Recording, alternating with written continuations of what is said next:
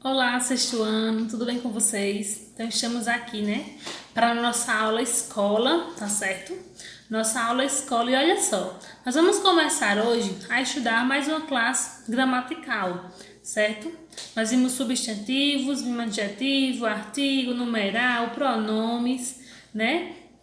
Então a gente vai ver hoje, né, o verbo, tá certo? Que é uma classe um pouco mais complexa, certo? Do que as que a gente já viu, que requer bem mais a atenção de vocês, tá certo? Então eu peço que vocês prestem atenção, notem todos os tópicos que aparecerem aqui na aula, tá bom? Vou colocar os slides aqui para vocês. Então vocês anotem, certo? Que vai ser muito importante para vocês começarem a aprender, tá bom? Essa classe gramatical, que é extremamente importante na oração, na frase, né? E vocês vão ver a importância desse verbo, né, de estar iniciando essa classe gramatical. Vocês vão ter que prestar atenção, né, por ser uma classe mais complexa, tá bom? Então, olha só. Inicialmente, eu quero deixar para vocês a definição de verbo, né, de o que é um verbo, para vocês já irem se familiarizando aí. A gente conhece alguns verbos, mas a gente não sabe que classe, né, ele pertence, né? Que tempo está flexionado. Então vamos aprender agora. Então olha só como está aí, né? Inicialmente, né? Para conceituar o verbo, né? É uma palavrinha de forma variável. Ela pode estar sempre mudando, que vai indicar uma ação, um estado, mudança de estado ou um fenômeno da natureza, tá bom? Situando o que expressa, né? O que a gente está querendo expressar no tempo, né? E esse tempo pode ser passado, presente ou futuro, tá certo? Então está aí uma definição bem básica de verbo, tá? Já sabe, quando eu digo uma ação, não é obrigatório ser uma ação onde eu estou em movimento, né? Como pular, cantar, gritar, correr, saltar, mas dormir também é uma ação, certo? Dormir, mesmo estando paradinha ali, indica também uma ação, tá bom? Então aí temos dois exemplos. Né? Por exemplo, o menino mordeu a chupeta. Então veja que mordeu está em destaque aí, né? Porque é a palavra, né, nessa frase que é o verbo, está expressando o que o menino fez, indicando o que o menino fez, né? Que ele fez a ação de morder. Então o menino mordeu a chupeta. Então a palavrinha mordeu aí é o meu verbo, tá? Segundo exemplo, Mariana foi para a escola. Então, esse foi aí é o verbo, porque é do verbo ir, né? Então, Mariana foi para a escola. Temos aí foi, que é o verbo, né? E está no passado, porque ela já foi, ela já praticou essa ação, tá? Então, olha só. Nós temos três, né, formas, três conjugações verbais, tá certo? Nós temos a primeira conjugação, a segunda conjugação e a terceira conjugação, tá? A primeira conjugação, né? Nós temos os verbos que terminam em AR, por exemplo, nadar, passar, ajudar, passear, vibrar. Né? Todos os verbos que terminam com AR pertencem à primeira conjugação, tá certo? Eles podem estar flexionados por exemplo, eles podem estar nadar, pode estar nadando, né, nadado. Então, ela tinha nadado na piscina. Então, nadado, né, vem do verbo nadar, que pertence à primeira conjugação. Não importa a flexão que eles estejam ali na frase, mas a gente volta, né, a palavra de origem, que é nadar, e aí nós temos a conjugação que essa palavra pertence. Segunda conjugação, nós temos os verbos ER, né? Os verbos que terminam em ER, como comer, vencer, morder, aprender, tá? Esses verbos fazem parte da segunda conjugação, certo? Que são terminados em ER. E a terceira conjugação são aqueles verbos que é terminado em IR, tá certo? IR, sorrir, agir, partir, fugir, né? Então, esses verbos terminados em IR, né, na sua forma, né, quando estão na forma infinitiva, eles pertencem à terceira conjugação. Vocês podem estar se perguntando aí, né, pelo verbo que termina em OR, como por, compor, supor, repor, depor, né? Então, esses verbos que terminam com OR, né? Eles pertencem à segunda conjugação, tá? Que é terminados em ER. Por que pertencem? Porque, né, antigamente, né, eles eram colocados como poer, compor, repor, né, supor. Então, eles tinham a vogal E aí, né? Eles são derivados do verbo poer. Vejam que poer, né, é ER. Então, por isso que pertencem à segunda conjugação, né? Porque só perdeu o E, né, conforme o tempo foi passando, mas eles pertencem originalmente, né, à conjugação, à segunda conjugação, que terminam em ER. Certo? Então, olha só. Vamos ver agora as formas nominais do verbo, tá? Os verbos, eles podem apresentar 3 formas nominais. Primeira forma, infinitivo, né? Nós temos também a forma particípio e gerúndio. Temos as 3 formas, infinitivo, particípio e gerúndio. Então, veja só, a forma verbal infinitivo, né, representa o verbo de forma neutra. Por que neutro? Porque ele não diz o tempo que foi ocorrida aquela ação, que foi executado, não diz o modo, certo? Se é indicativo, se é subjuntivo, não diz o número, se é plural ou singular, e também não diz a pessoa que executou, se é a primeira pessoa, a segunda pessoa, a terceira pessoa. Por isso que chamamos de forma neutra, tá certo? Porque ela não vai demarcar nada. Por exemplo, e para ganhar o pão tem que trabalhar. Não está dizendo quem vai trabalhar, quem que tem que ganhar, né? Não está dizendo o modo. Então, veja, quando termina sempre AR, ER e R, nós chamamos na forma infinitiva, tá certo? Porque não vai estar demarcando tempo, pessoa, número, ok? Então, forma infinitiva vai terminar sempre em ER, IR ou AR, certo? Já a segunda forma aí, na forma particípio, né, vai expressar um processo verbal que já foi concluído, já foi terminado, tá bom? Então, olha só o exemplo. Eu percebi que você não tinha terminado de atravessar a rua. Então, veja se é terminado aí, esse meu verbo terminado, né? Então, você já fez aquela coisa, já foi concluído, certo? Eu não tinha terminado de atravessar a rua. Segundo exemplo, a professora tinha colocado José de castigo. Então, a professora já tinha colocado José de castigo. Ela não ia colocar, ela já tinha colocado, já tinha finalizado essa ação de colocar José de castigo. Então, por isso que falamos particípio, porque exprime a ideia que já foi terminada, já foi feita. Tá certo? Por exemplo, a menina havia coroado a santa. Então, os coroados, ela já tinha feito aquilo, era um processo que já tinha sido concluído, terminado, tá certo? Então, por isso que nós chamamos, né, de particípio, que vai exprimir, vai expressar alguma coisa que já foi concluído, já está fechadinho. E a forma, né, nominal gerúndio, né, vai expressar uma ação contínua que está ali em continuidade, né, um processo verbal que não foi finalizado, né? Então, olha, quando eu falo enfrentando o desafio, desviando do gatilho, eu estou falando que essa pessoa ainda está enfrentando, né? Ela não vai enfrentar e também não já enfrentou, né? Não já terminou, ela está ali constantemente enfrentando, desviando, né? Então essa é uma frase que eu peguei um pedacinho da nossa música, né? De Gabriel Pensador, super trabalhador. Então, para mostrar para vocês, certo? Então, ó, como termina em endo, né? Expressa que está continuando, não terminou, não finalizou essa ação. Mudando de opinião. Então, veja que mudando também está, né? É um processo continuado, tá certo? Se eu disser assim também, Ana Clara está escrevendo uma carta. Então, ela não escreveu, não terminou ainda, né? Ela está ali escrevendo a carta, certo? Então, eu chamo de gerúndio porque vai expressar um ato contínuo, tá bom? Uma ação verbal contínua.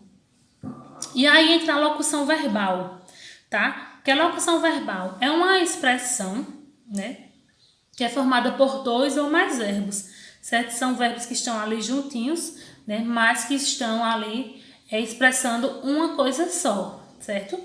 E essas expressões, essas locuções verbais, elas são compostas por um verbo auxiliar e um verbo principal. Então, veja que auxiliar está ali para ajudar. Está ali só ajudando aquele verbo principal a expressar essa ação, tá bom? Então, por exemplo, nós temos aí, eu vou fazer uma prova hoje, né? Então, veja que eu vou fazer. Esse vou fazer são dois verbos, vou, do verbo ir, e fazer, do verbo fazer, tá certo? Então, vou fazer. O vou aí é um verbo auxiliar, porque está só ajudando, né? No sentido do fazer, porque o principal é a ideia. O que é que eu vou fazer? Então, eu vou fazer uma prova hoje. Eu poderia colocar, eu farei uma prova hoje, né? Então, veja que o fazer é o verbo principal, porque a ideia-chave está nele, tá certo? Também nós podemos dizer, um verbo que tem, né, um auxiliar, né, a chamada locução verbal. Por exemplo, a menina tinha ido na rua. Tinha ido, né? Veja que esse tinha ido, né, são dois verbos, tinha do verbo ter e ido do verbo ir. Então, tinha ido. Qual é o verbo principal? Ido, né? Porque a ideia principal está no ido. E esse tinha está só ajudando, auxiliando o verbo principal, tá bom? Então, chamamos de locução verbal. Vamos agora, né, perceber aqui que o verbo pode se flexionar, certo? O que nós flexionamos? Ele pode estar mudando para estar concordando ali, né, com os restantes, né, dos integrantes, dos elementos que compõem a frase, tá certo? Então, vejam só. Os verbos, eles podem se flexionar de acordo com as pessoas do discurso e com o número, né? Nós vimos que número, nós estamos falando de plural ou singular. E as pessoas do discurso, como eu também falei na sala, né, são aquelas pessoas que estão exercendo essas ações, tá bom? Então, veja só. Nós tínhamos primeira, segunda e terceira pessoa, né, tanto do singular como do plural. Então, vejamos aí quais são essas pessoas, certo? Primeira pessoa do singular é eu, segunda do singular é tu e terceira do singular ele ou ela, né? Primeira pessoa do plural, nós. Segunda pessoa do plural, vós. Terceira do plural, eles ou elas, né? Então, vejam que são eu, tu, ele, nós, vós e eles. São 6 pessoas, certo? 3 do singular e 3 do plural. Então, eu trouxe aí nessa tabelinha amarela para vocês relembrarem, né? Que a gente já viu. Para vocês notarem também aí, para não esquecer quando observar, né? Quando dedicar com o verbo saber qual dessas pessoas está ali, né, concordando com este verbo. Então, a primeira pessoa do singular está se referindo a quem está falando no momento, quem está emitindo a mensagem, tá bom? Segunda pessoa, né, que é tu e vós, relacionam com quem está falando, né? Então, eles recebem a mensagem, são os receptores. E a terceira pessoa, né, ele ou ela, eles ou elas, está indicando de quem eu estou falando, né? Então, uma pessoa de quem eu estou falando com esse meu receptor aqui. Então, essas são as pessoas do discurso, né? Então, o verbo vai mudar de acordo com essas pessoas, para estar concordando com elas, tá certo? E também nós temos a flexão de número, que pode estar no plural e pode também estar no singular os verbos, tá bom? Então, vejamos aí os exemplos. Exemplo 1, todo mundo corre. Veja que corre aí, né, o verbo está no singular, né? E quem é a pessoa do discurso? Quem é que corre? Ele ou ela que corre. Então, veja que esse verbo aí, corre, está se referindo à terceira pessoa do singular, que é ele ou ela. Segundo exemplo, todos eles correm. Então, já está, né, já tem aí o eles, que vai indicar justamente a terceira pessoa do plural. Então, veja aí, correm. Então, já mudou, era correm, virou correm, porque agora, né, a pessoa do discurso que eu estou me referindo é a terceira do plural, então eu tenho que estar concordando. Terceiro exemplo, todos nós corremos. Então, veja que nós é a primeira pessoa do singular, né? Então, o verbo já passou para corremos, porque eu estou incluído agora nessa ação, né? Então, veja, corre, correm e corremos. Certo? Então, o verbo vai mudando, se ajustando para estar ali concordando, né, com os elementos demais da frase. Nós temos também a flexão de modo, certo? Os verbos, eles apresentam também essa flexão de modo, eles vão mudar os modos de acordo com o que eu quero expressar, o que eu desejo exprimir, tá bom? E nós temos 3 modos, né, dos verbos. O modo subjuntivo, o modo indicativo e o modo imperativo, certo? São 3 modos distintos. Vamos ver agora cada um desses modos, tá certo? E ver qual a diferença que há entre eles. Então, veja só. O modo subjuntivo é aquele modo que vai indicar uma incerteza, uma dúvida, um desejo, uma possibilidade ou ainda uma hipótese, né? Então, veja que não tem nada certo aí. No desejo, não há algo que, né, me deixe certo que esse desejo vai se realizar, né? Que essa hipótese vá se concretizar, né? Então, vai expressar sempre alguma coisa incerta, o modo subjuntivo, tá bom? E aí eu trouxe 2 exemplos. Primeiro exemplo, se o menino cantasse bem, eu iria ao show. Então, eu estou dizendo que eu vou ao show de certeza? Não, está um ar de dúvida aí, porque eu só vou ao show se o menino cantasse bem. E eu não sei se ele canta bem ainda, né? Porque nessa frase está expressando uma incerteza, tá certo, gente? Segundo exemplo, talvez João estude mais amanhã. Então, veja aí, estude, né? Talvez João estude mais amanhã. Eu sei se ele vai estudar amanhã? Não sei. Então, tá aí uma dúvida. Pode ser que ele estude mais amanhã. Pode ser que ele não estude. Então, por isso que se encaixa no modo subjuntivo, porque está expressando uma incerteza, uma dúvida, uma possibilidade de João estudar mais amanhã, certo? Então, esse é o modo subjuntivo, tá certo? Vai expressar incertezas. Modo indicativo. No modo indicativo, é bem diferente, né? Ele é o contrário do subjuntivo, porque ele vai expressar uma coisa certa, um fato, né? Que eu tenho certeza de que vai acontecer, de que já aconteceu ou de que está acontecendo. Não me resta dúvida sobre isso. Então, olha, o modo indicativo vai expressar uma convicção, uma certeza, né? O fato expresso pelo verbo do modo indicativo certamente acontece, acontecerá ou aconteceu. Então, é uma certeza, né? Ninguém tem dúvidas aí desses verbos de modo indicativo, porque tudo que contou, tudo que for dizer, tudo que estiver colocado aí é de verdade. Então, primeiro exemplo, o menino canta, certo? Então, eu estou dizendo que o menino canta. Não resta dúvida que ele vai cantar, então ele canta, certo? Então, eu estou falando que esse menino aí é cantor. Segundo exemplo, o livro de Beatriz é muito lindo. Então, eu estou afirmando com certeza, com convicção, que o livro de Beatriz é bonito. Eu não tenho dúvida da beleza do livro de Beatriz, tá certo? Então, veja que lá no modo subjuntivo, né, fica aquele ar de dúvida, de incerteza. No indicativo, não. É alguma certeza, é uma certeza, convicção, tá certo? E aí, vamos para o terceiro modo, que vai ser o modo imperativo. O modo imperativo, ele vai expressar uma ordem, uma instrução, né? O que é instrução? É uma coisa que eu estou ensinando, mostrando o caminho. Um pedido ou um conselho, tá certo? Então, é totalmente diferente também dos outros dois que a gente já viu.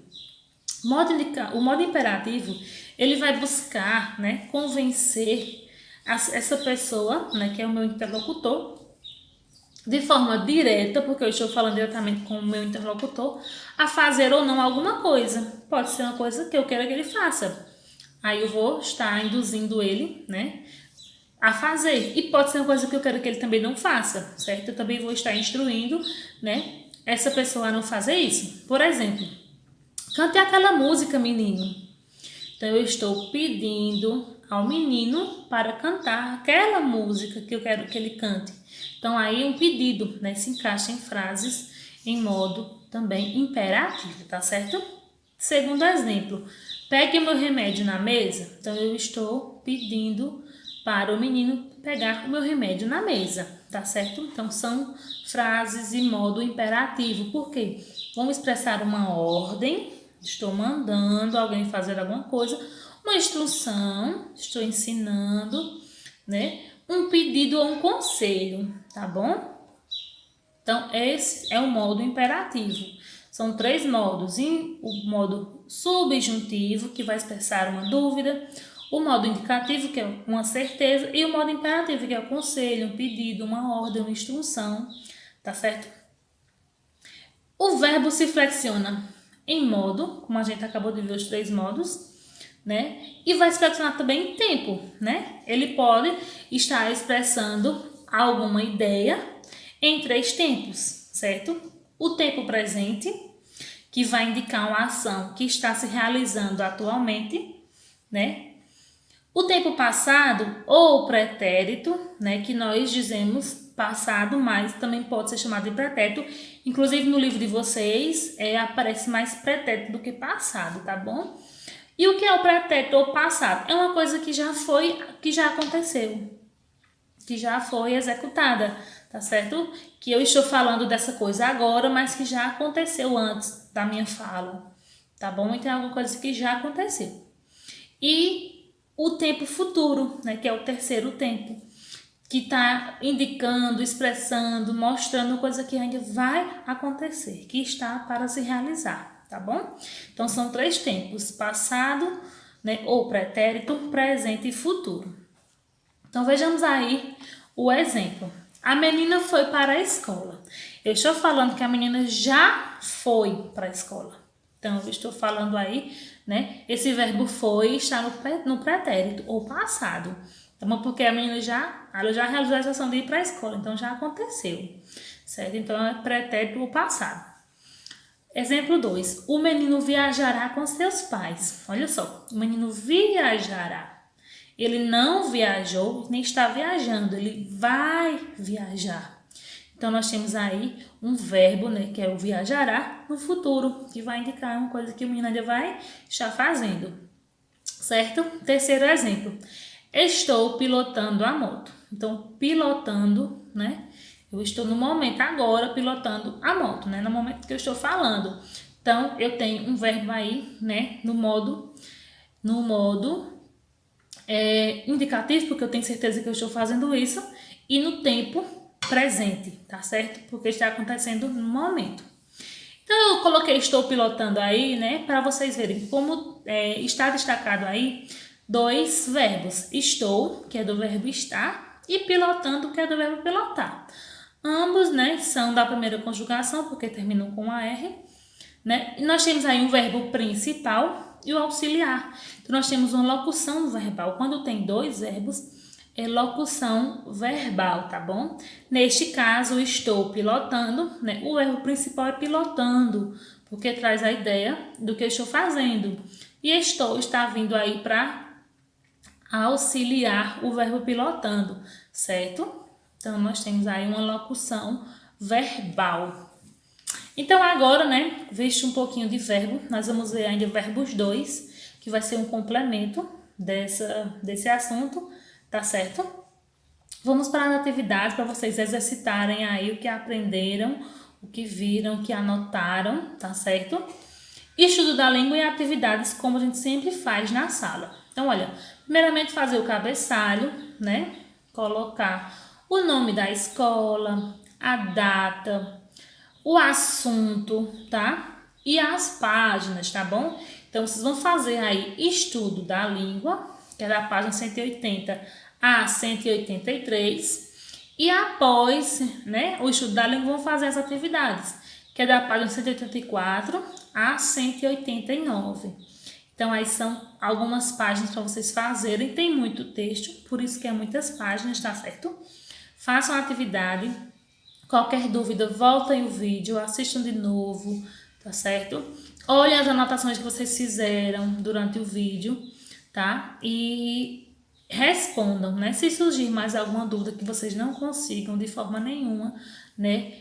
Conseguir entender, né? Conseguir sanar essa dúvida sozinhos, entre em contato comigo, tá certo? Lembrando que eu vou disponibilizar na diretoria da escola uma tabela para vocês estudarem certo? Esses verbos, essas conjugações verbais, né? Vai estar lá os tempos, o modo, tá bom? Para vocês irem se familiarizando com esse verbo, tá certo? Porque na próxima, daqui acho que umas 3 semanas, nós iremos aprofundar mais este assunto de verbo, tá bom? Então, hoje foi o mais simples dos verbos, tá? Espero que vocês tenham notado, tenham entendido aí um pouquinho de verbos, que é um assunto tão essencial, né? Porque ele vai agora nos acompanhar até o ensino médio, né? Dependendo da área também, até o ensino superior, tá certo? Então, tchauzinho.